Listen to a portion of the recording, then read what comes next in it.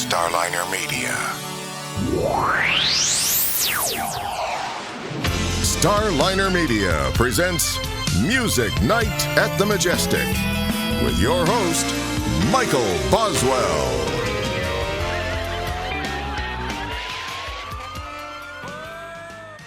All right, it's time once again for Music Night at the Majestic, and with us tonight, Lisa St. Lou. Lisa, welcome to the show. Thank you so much for having me. I'll tell you, I've been listening to your album, and I have to say I really enjoy it. And what I like about it is you have got an amazingly soulful voice. Oh, thank you so much. And you're more than welcome. When I hear it, I hear a lot of gospel roots in there. So tell us where your musical journey started, and we'll go from there. Well, I guess I have to say it started in my mom's Chevy and also in my basement hearing Tina Turner, Ike and Tina Turner, before we realized Ike was such a bad person. But still, made great music. Also listening to Danny Bell and just a lot of great Aretha. Listening to that sort of inspired me. Also growing up at the Southern Baptist Church inspired me because the hymns are inherently soulful.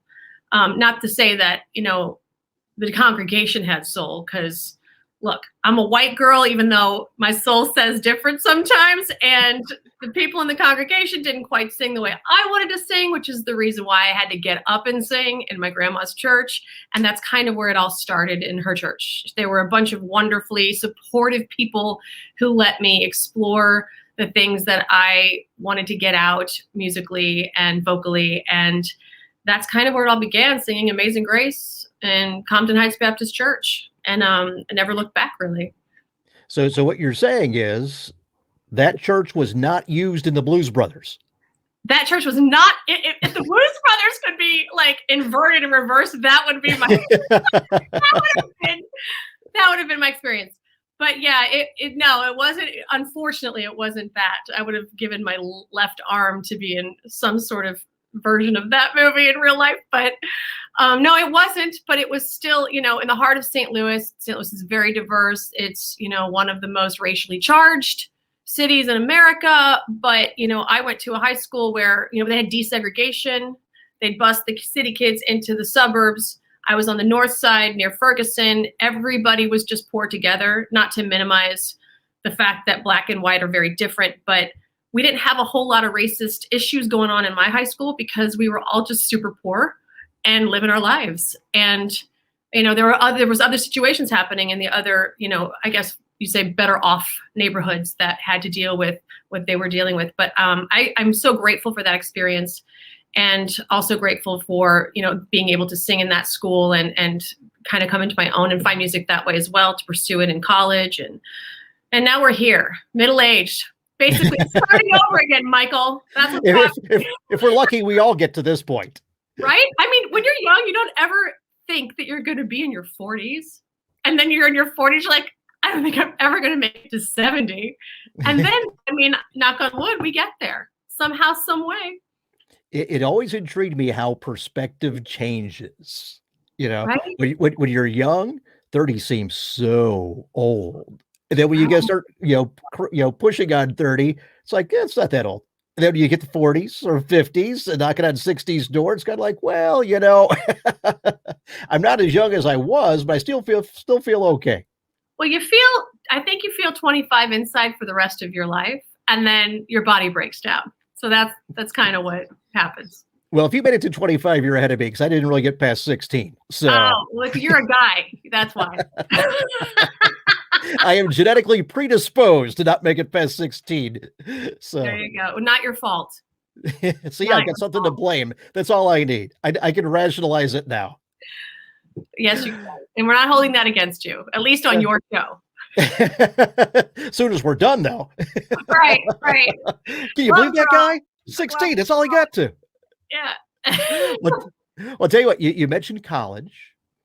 Yes, you continue to follow your musical journey in college, correct? I did.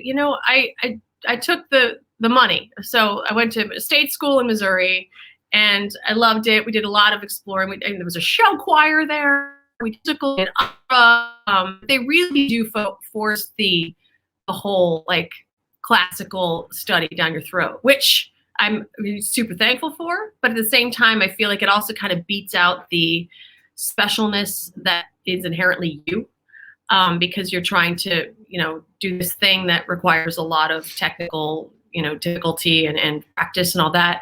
I loved it. I loved singing that way, and I'm glad I did because I got a great range out of that. But at the same time, I'm not sure I'm still on here. Can you still see me? Yep, you're there. Oh, you came in. You disappeared, and then now you're back. Okay. No, they're trying to put the focus on you. Nobody wants to see me. They're here for you. It's like finding my light. Only we're on. I'm Waldo. StreamYard. Okay. You should warn me about that. I'm freaked out. Anyway, so yeah, I went to college. Here's the classical. Do the opera thing. Did that.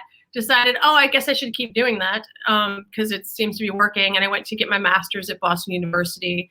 And I absolutely hated opera at that point. I was like, I can't. This is not who I am. This is not where I want to go. But I'm going to finish my degree because my mom taught me how to finish what I started. And I did that. And I immediately started shifting to musical theater and writing my own stuff. And that landed me a Broadway show, The Producers, which was great. And I also, at the same time, started a family. So, how that goes for women. Kids come first. So Yep. that's kind of, that was the road. And then the moment happened where I realized, my marriage wasn't getting to the point of the album, and why, I was forced to jump off the cliff and follow my heart was, it was a marriage that was wrought with a lot of non-trust, there's a lot of things going on there. There's stuff from my past that had to come up because that's kind of what you do when you're sharing life with somebody, and also him. And I realized, this isn't healthy. We're not healthy for each other. And I dealt with a lot of things that, most women shouldn't have to deal with in marriage. And that said, it was a tough thing to leave. And so that choice was made. And at the same time, I started really getting back into singing again and writing again.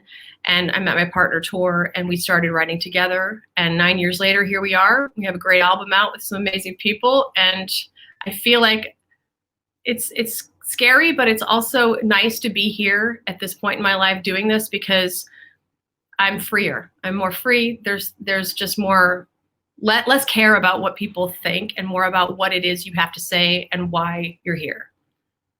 Well, in those situations, first off, if there's no fear in the creative process, to me, that means you're not pushing yourself. Right. Indeed. Yeah. We push ourselves to the limit on this. And I have to tell you, learn to sing, you learn to sing in different styles, and you learn by, you first learn by repetition or mimicking, and then you sort of don't really know who you are. And I think that when this, in this transition of my life and finding my voice through this, somebody said, I found my voice through this album, and I don't intend to give it away again. I'm going to keep it this time, and I'm going to now see where it can take me and keep leveling up. So I'm so proud of this album. We have so many great people on it, the inspiration from it, where I was in my life when it came to me. And so that's we started this, we finished it, and now we're working on another one. Because that's what you do. That's a good thing. Well, I'll tell you what, to digress for a moment, you mentioned being on Broadway in The Producers. Yeah. What was it like for you that first night? Was that the first show that you were in? Well, I performed in tons of things regionally, and also I started in the second original company of the second national tour of The Producers. So that was kind of like the real opening for me, because it was, the costumes are made for you, the wigs are made for just you, your name's like embroidered in them. I mean, it's really a special thing. And also the family that comes together when you from scratch start something and make it yours. And we opened in Boston, and it was truly magical. But what's interesting was, I think that most people can relate to this who are in, theater, because it's like the open night happens and you're like, oh my God, that was amazing. Can I go home now? it's never going to get that good again. It's never going to feel that exciting again as an opening night. And then you're like, oh, and like 300 performances later, like, okay, I got to find something new to make them laugh here. You know what I mean? It's a real challenge to try to keep finding something within you to not make it stale, to not, repeat, and just make it like this thing where you're just going through the motions. It's just tough, especially when you're doing the same thing every night. But yeah, it's an amazing feeling when you step on a Broadway stage. There's an energy like none other. And the family you build in a cast it's a really special thing. Do you remember what was going through your mind the first time you walked out on that Broadway stage in that show? I think it was don't fall, don't trip. That was kind of it was more like not what I wanted to do, but more like what I didn't want to do. Because there's a lot of moving parts of people, a lot of props and things. But yeah, I think it was most like don't F up. That was the thing. That's a good rule to live by. Yeah, just don't F up and you'll be all right. Well, now getting back to Ain't No Good Man, your new album. On that, you co-wrote all the songs with Tor. I did. On there. From a writing perspective, how long had you been writing songs? Because obviously you've been performing other people's songs, Broadway shows, what have you. When did you start writing your own songs? Well, I guess I mean, legit started in college, but it was, it was something that like, I never really got to the level of being a piano player. I never really studied another instrument. I just was like, voce, voce, voce. And so to find, like, I knew what I heard in my head musically, but lyrically and melody line, I'm always solid. I know what I want to say, I know how it needs to sound. But when it came to like finding the rest of the music to build around it, I'm like, hey, who can I call? Like, what's going on? So honestly, I couldn't have like gotten an answer to my prayers better than having Tor like fall into my life and us be able to make music for the rest of our lives here. So before that, I guess I've been really, really writing since I was in college, but not legit. Like I would write my own audition material and it seemed to go over well because it was my voice and my humor and how I am, what I wanted to say. But then getting into us writing, we started writing musicals together, and that, gosh, we've got over 200 songs and, 5 shows under our belts and a play going up, next year in Portland, Maine. So it's the creativity just comes the way it needs to come. And you can't really say, oh, I have to do this right now because this is what it has to be. Obviously, if you're commissioned to do something, you do that. But when it comes to just what your own heart wants to do, it's this is the form or that's the form, or is it a TV show? Is it a TV show with music? Is it a one-woman show? But who wants to do that? Let's call it an event instead, because anyway.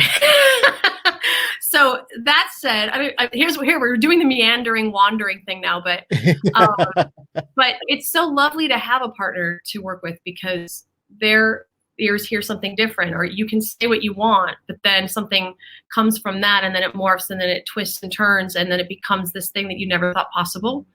And it's much better than what you could have imagined because you've got 2 imaginations working together. And if they work well together, you get some pretty great stuff. Right. Well, I always refer to it as the art and magic of songwriting because it's a little bit of both. It is. Now, influences in your songwriting. Who were the songwriters that had the biggest impact on you as far as being a songsmith? Well, I love Carole King's writing, but I love Aretha's interpretation. In college, I think what got me through my break in college was Alanis Morissette. Jagged Little Pill was the thing that really, I couldn't believe, like, it's something I'd never heard before, that sound before. She's a woman. It was like, wow, who is this? And she's so powerful, and she's saying things that I have never really heard quite like that before. So that was another one.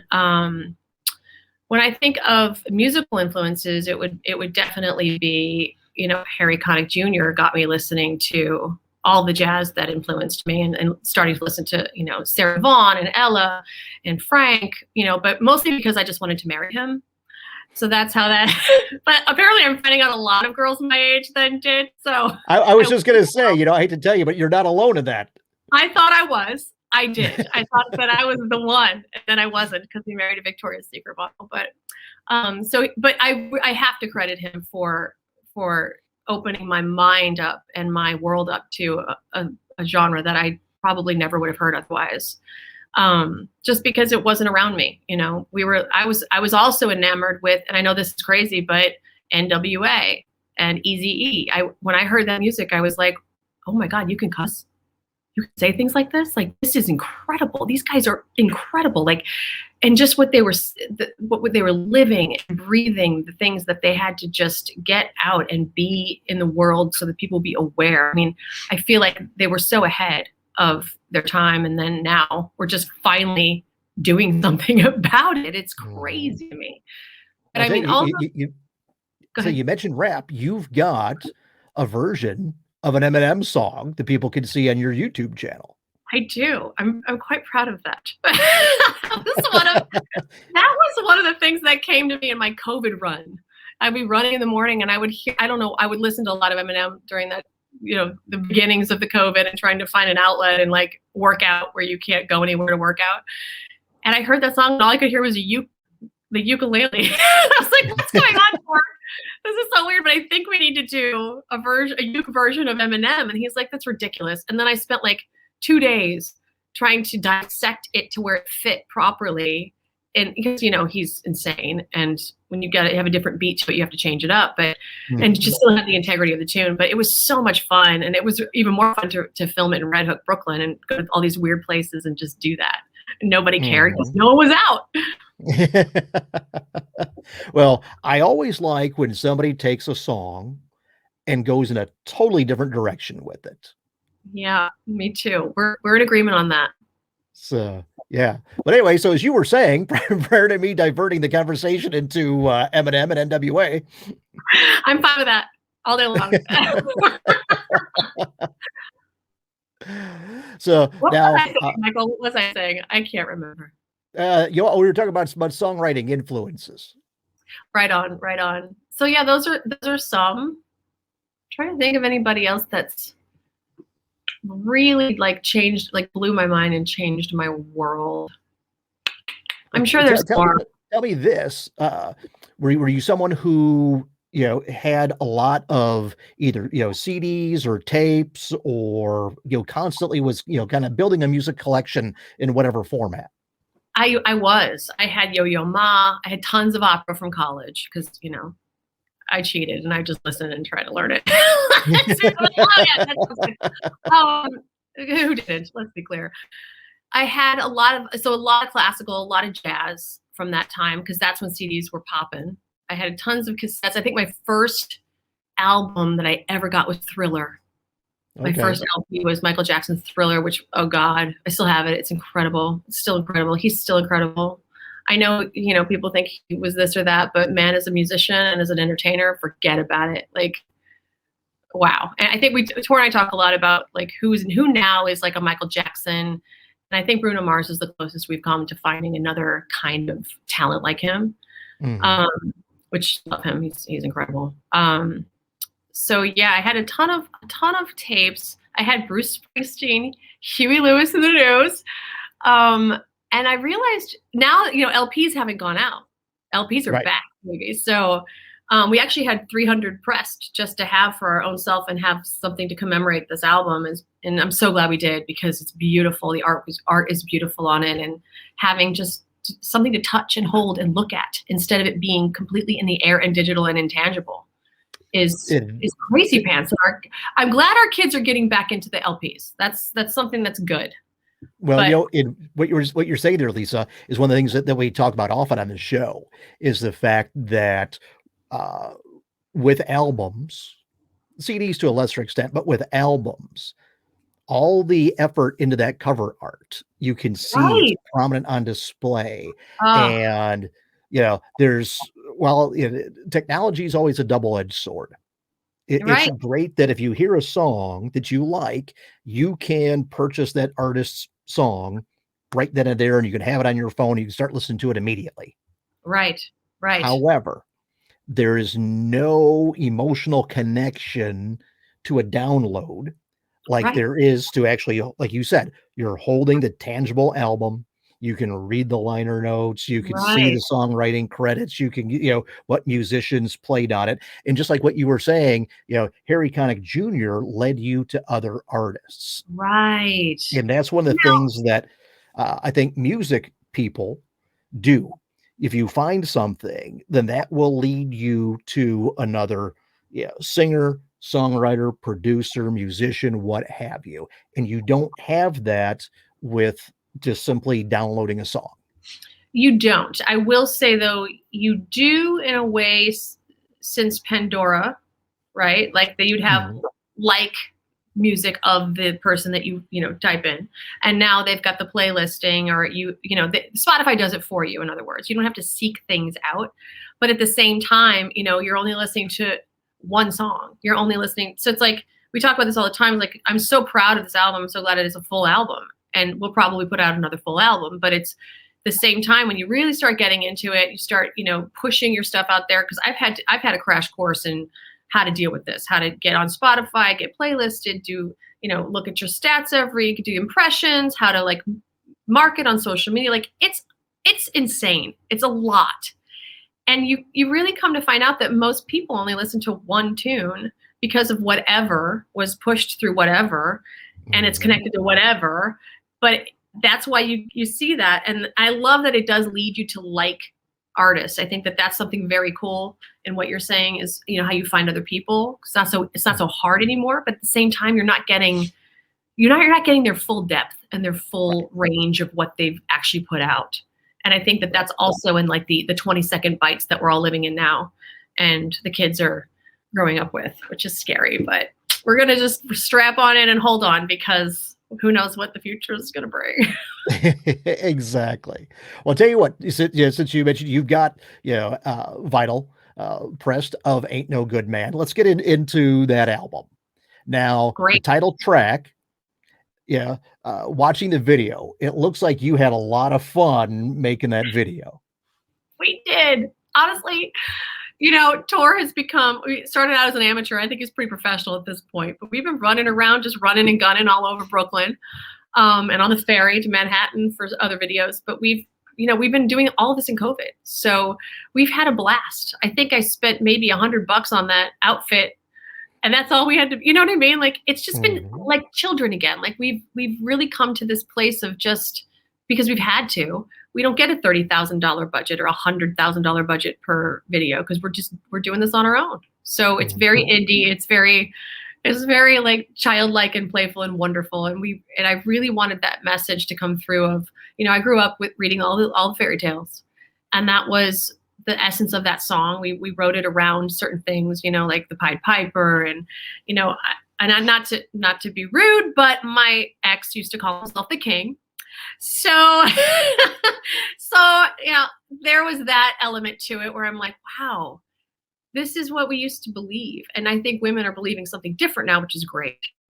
But this, my experience, and I know there's a lot of heartache out there still happening with breakups and women and men, and it's a tried and true storyline, and it's something that I really experienced. And I wanted to also make it light and fun, because, the one thing I've learned through all of the hardships is you got to laugh through it, and you got to not think it's the end, because that sucks and no one wants to hear that. Exactly. Well, this whole album was a celebration of being on the other side of it, looking back at it, and sort of tongue-in-cheekly being, in it, but also not feeling the darkness of it, because that wasn't the point. Well, I'll say one thing about the album that strikes me is the amount of energy that there is on, in the songs, in the playing and the arrangements of it, of each one of them. I mean, it's a vibrant. It is. That was intentional.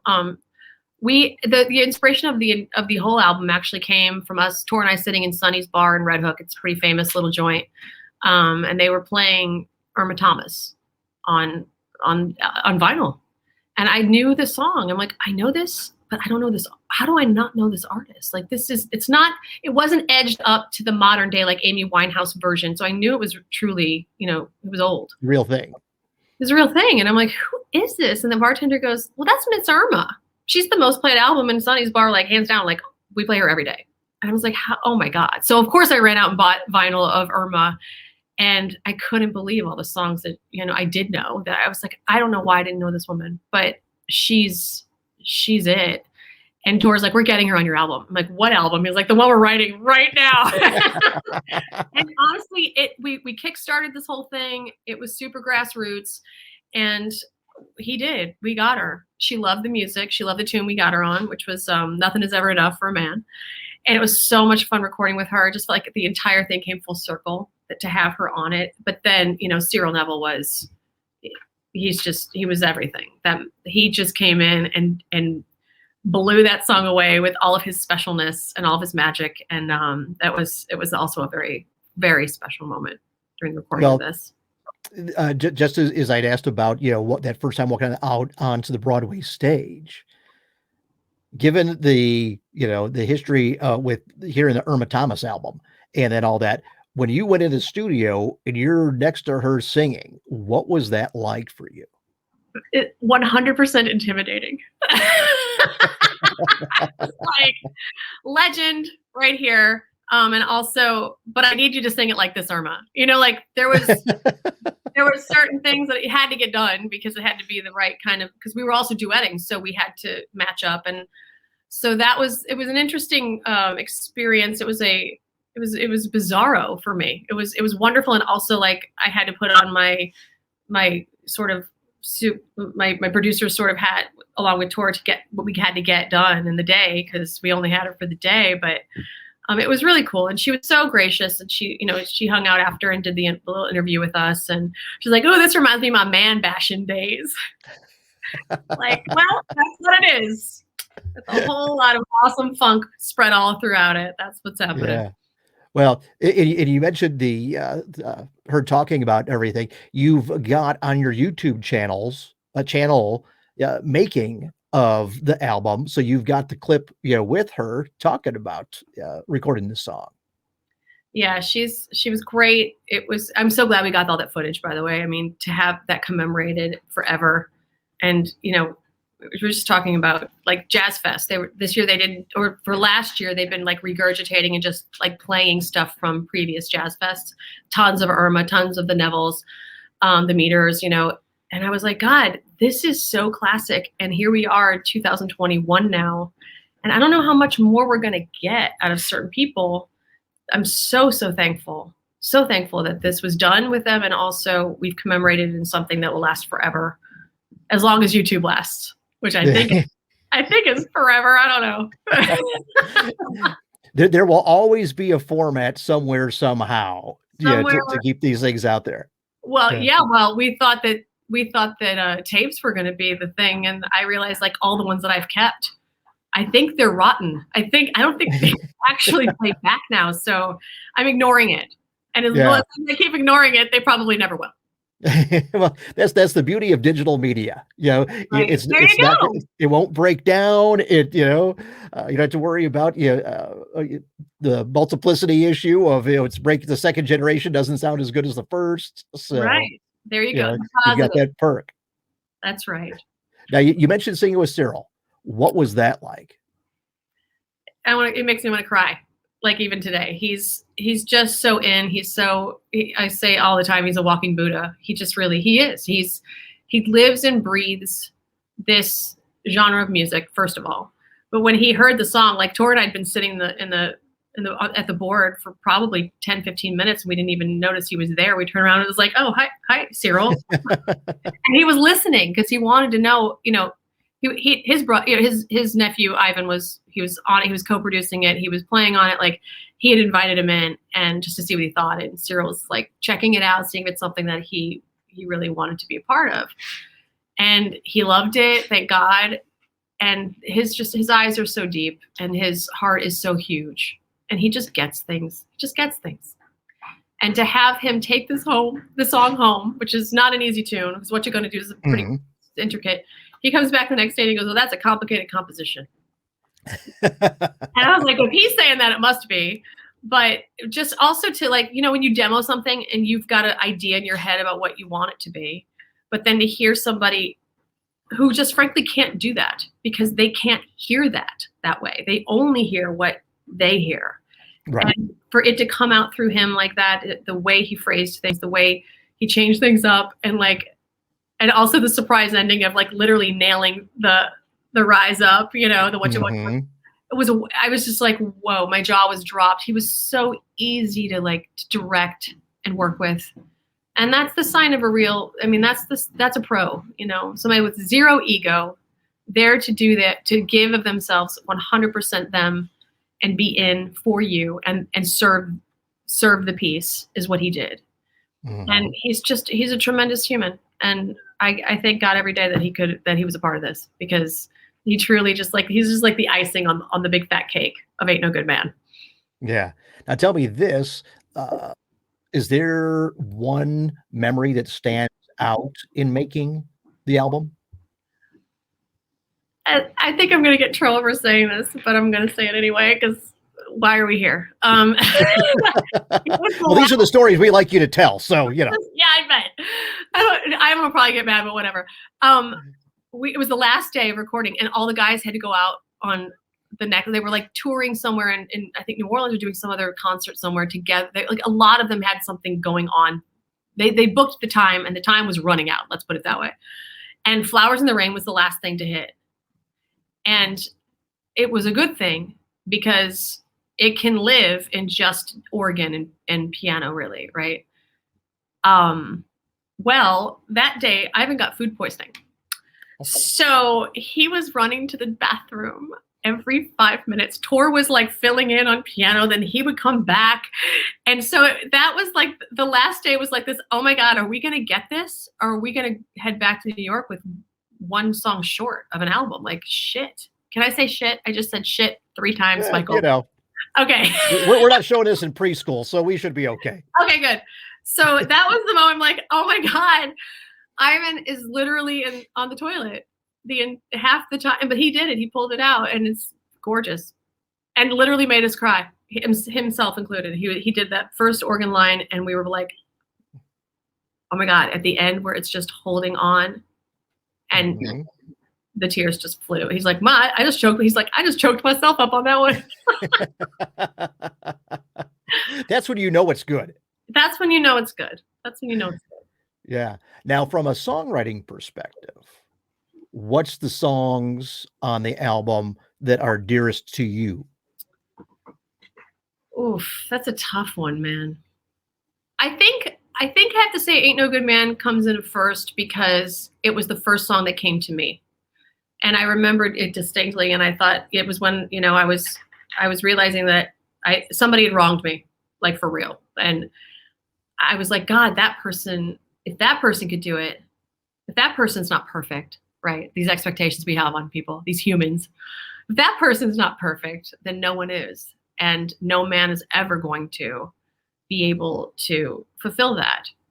So what am I doing? And it was like this guttural wail of I was born by the river. You know what I mean? It was this thing that came, and it didn't start out the way you hear it now. It started out the way you hear it at the end of the song, where I was like, no! It was this whole thing in my head. And I wrote it out on the plane, just the first verse and chorus, and I was like, I don't even know what this is. And we put that away for 2 years. Oh, wow. And then when that Irma moment happened was when we got down and dirty with the rest of it. We were like, okay, we need to finish this now, and this album has to get done, because I'm not here for any other reason. I can't do anything else, Michael. I'm not, even though I have a master's degree in music, I am unqualified to do anything else. This is it. And that's the way it is. I don't know what else I would do, even if I could. Do you know?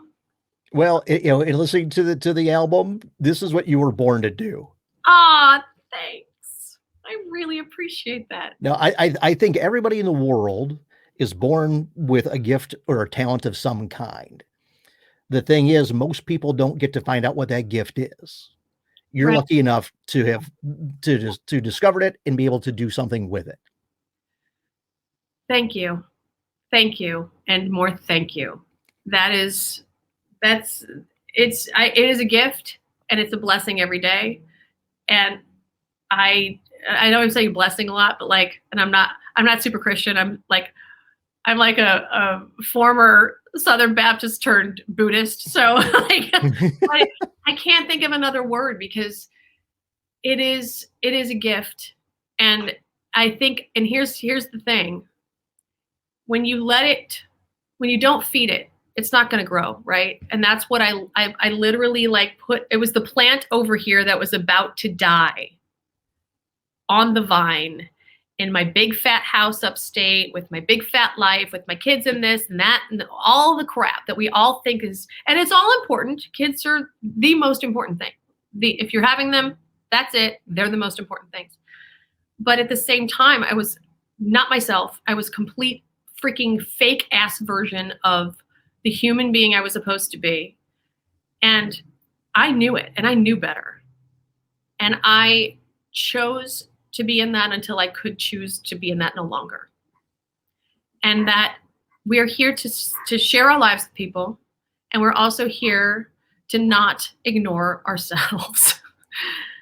I mean, the whole Midwestern vibe and the whole like dogma vibe of sacrifice and being there for everyone else first. You got to, help everybody. We got to help each other, but we also got to not ignore the fact that we are who we are and we're here for the reason we're here. And I think you're right. Everybody does have that voice inside of them and you know better. And when you ignore that, just start over, man. Just call this life the life and move on to the next one, because what's the point? And it's hard. It's hard to listen to it and honor it and then feed it and make it grow.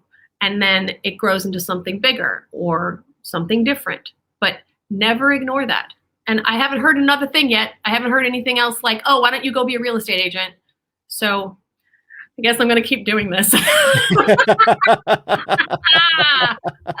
believe me, sometimes I wish I could. Well, I'll tell you what, Lisa, on that note, I think we've summarized everything. I think, yeah. What else can we say, Michael? I think we hit it all. Well, folks, on that note, we're going to bring this one to a close. We've had Lisa's social media and website. Actually, the website's up there right now. If you go there, you can get all things Lisa, which will direct you to Facebook, Instagram, Twitter, TikTok, YouTube, you name it. It's all there. Plus, we'll be posting the links on musicnight.net and all our social media as well. So with that, we're going to wrap this one up. Lisa, thank you very much for being with us. Thanks for having me. This was a joy and a pleasure. Thank you so much, Michael. Well, thank you. All right, everybody. Have a good night.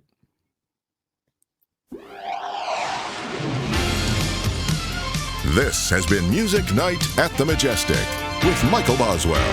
If you enjoyed this edition of Music Night at the Majestic, follow us on Facebook, YouTube, Twitter, Instagram, and at musicnight.net. Music Night at the Majestic is a copyright production of Starliner Media. Any use of the accounts and descriptions of this program, its audio or visual content, without the express written consent of Starliner Media is prohibited. Thank you for joining us this evening. We'll see you next time for Music Night at the Majestic. This is your announcer speaking.